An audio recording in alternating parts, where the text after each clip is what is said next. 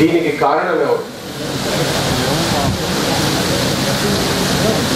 దీనికి కారణము పారిశ్రామికవేత్తలు, రాజకీయవేత్తలు.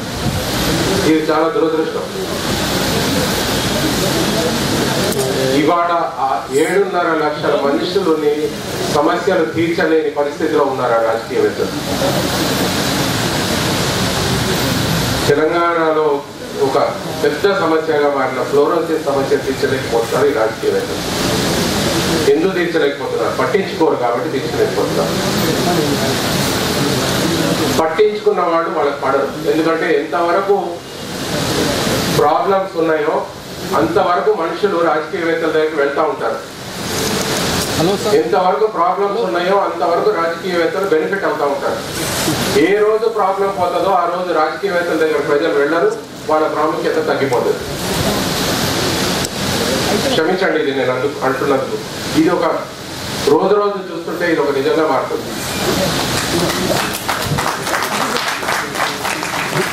ఈ పరిస్థితుల్లో వీళ్ళ కోసం పోట్లాడే మనిషి కూడా పడరు. సో అందుకు ఒక బ్యాంక్ లో పనిచేస్తున్న దుష్యంత సత్యనారాయణ ఇదంతా తిరుగుతూ ఉన్నాడని ఒక సస్పెన్షన్ కి గురై పక్కకు పెట్టారు. అయినా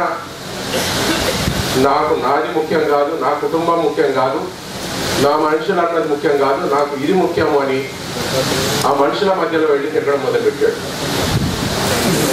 అయితే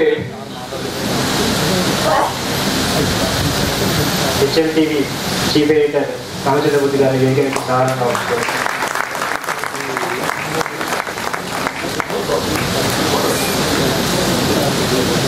అయితే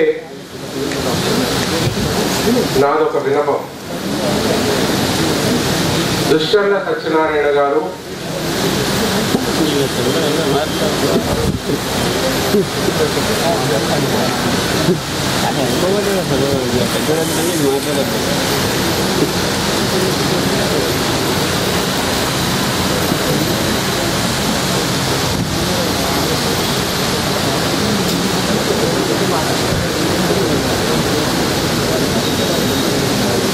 బాబులు మీరు జరగండి, మీరు జరగండి.